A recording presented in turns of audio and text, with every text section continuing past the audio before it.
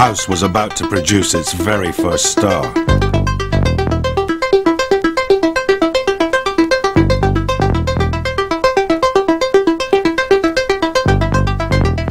In 1984, a demo tape unlike any other spread like a virus through the clubs of Chicago.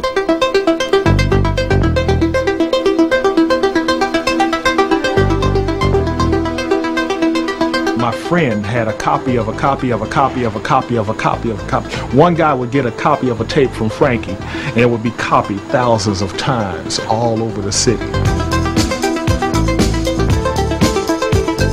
There was this one little sequence line, and it was just like a 3-note line that just repeated. But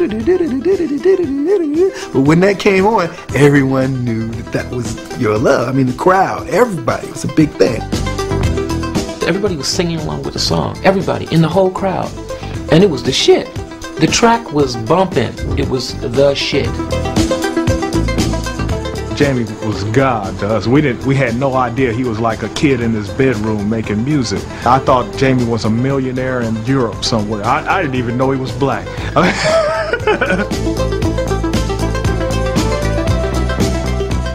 I hear the song, and I just remember the reasons why I wrote it. So, but a lot of people tell me, you know, that song touched me and this, and I'm grateful, you know, that happened for them. The son of strict parents, Jamie hadn't even visited the clubs that Your Love was being played in. I can't let go. We grew up listening to like classical music, gospel music, some pop, some R&B. So I was pretty well-rounded. It's just that it was only certain days you could play that music in the house, pretty much. I was in a relationship with a young lady by the name of Lisa Harris, and we were pretty serious.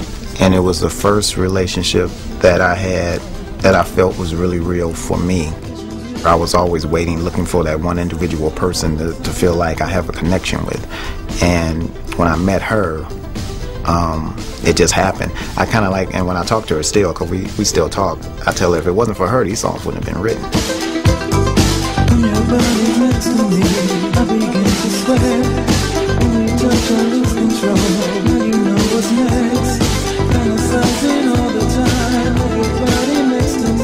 I sent this tape to every company in New York, and they turned it down. This is not what we're looking for. We're not into this. So I was like, fine. But his tape was huge in the clubs. Well, I need your love. I need your love. I need your love. Your Love was the year zero in the evolution of house music.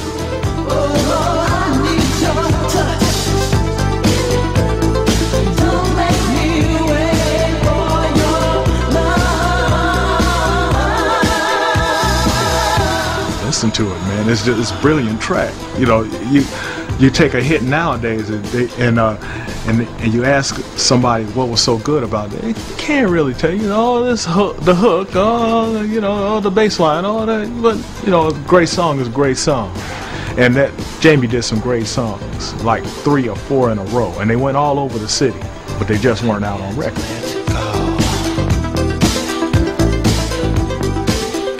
I mean, I feel like it was a divine hand in it because it was so many different variables. If I wasn't in this situation, I wouldn't have wrote the song. I wasn't going to ever take the tapes to Frankie, so my friend had to do it. If he never would have did it, you know, none of this would be how it is now. I wouldn't even be sitting here talking to you right now. So it's a divine situation for me. I mean, it's still to this day totally hypnotic. The version of Your Love that got released was not the best one. It was the okay. One that was, the one that was released. It wasn't the best one, you know. I mean, the original still isn't released. Which and I still need to get a copy of that. Yeah, it's around. I got one. Okay. But it's just on tape because it never was on record. No longer about recycling old disco, house was something new, something fresh.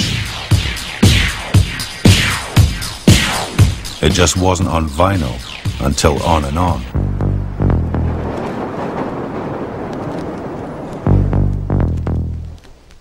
Jesse Saunders, On and On. The very first house record, To this day, I've had people offer me $1,000 for this, if not more. I had noticed that all of the girls thought that he was such a cute guy DJ.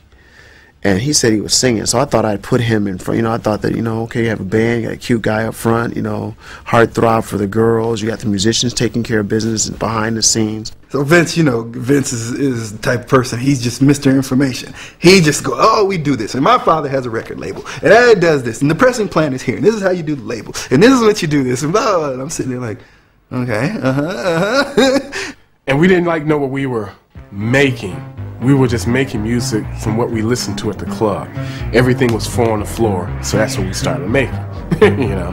I recorded like the drums here and the bass and put like overdubs of the keys, all kinds of effecty synth stuff on there. And then Vince and I, you know, did like this corny little rap.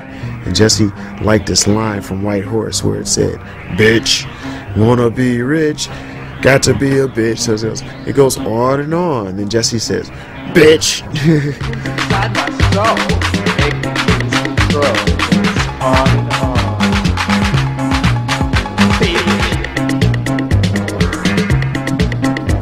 Just clap it to the beat. Jesse makes it speak. It's on and on. Jesse and Vince got their tune into the clubs and onto the radio. By the time they turned up at Imports, etc., On and On was a must-have record. And they're like, "Where'd you get this record?" And they're like, "We made it. It was us. We did it. We did this record."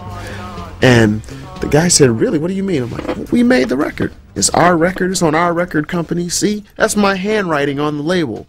Vince wrote this. This was just a blank cover. He hand wrote this himself. He goes, "How many you got?" I'm like, "You might want to think about it, because I got 1,000 of them in my car. How many do you want?" And he says, "I'll take them all. How much do you want for them?" And I very quickly thought to myself, okay, it costs us $1 to make the records. And I want to get $2 at least, because then I'll make 50 cents and Jesse will make 50 cents and we'll be cool. I said $4, figuring the guy would want to negotiate me down. He said okay, and he wrote me a check for $4,000. Jesse and I walked out of the store, got in the car, and screamed. And we were selling 20 and 30,000 records just in Chicago. I was maybe 17, 18 years old driving a Corvette, you know, and flying to New York and doing all this stuff that, you know, up until that point was all just, you know, pipe dreams to me. It didn't sound like much, but On and On was the spark that triggered the Chicago house boom. That was the single most important record to me of the 20th century, because it let the non-musician know that he could make music.